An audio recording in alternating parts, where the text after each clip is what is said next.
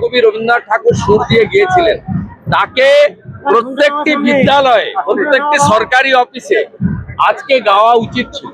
তা না করে উনি যে গানটা স্টেট গীত সঙ্গীত হিসেবে ঘোষণা করেছেন, তাকে তিনি গাইতে বলতে পারেন, অপশনাল দেওয়া উচিত।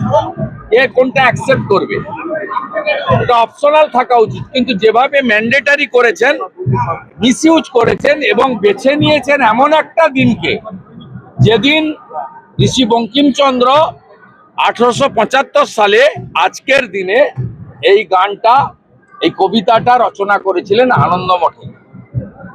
এটা বিজেপিকে ছোট করেননি ওনারা, ওনারা ছোট করেছেন ঋষি বঙ্কিমচন্দ্রকে এবং বন্দে মাতরম।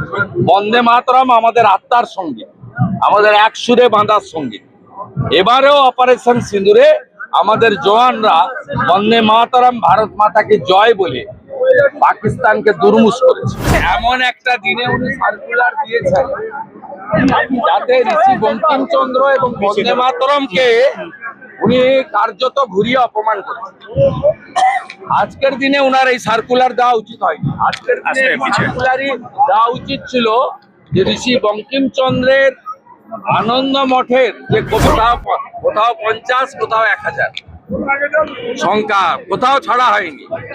হরিহর পাড়াতেও হচ্ছে, ডোমকলেও হচ্ছে।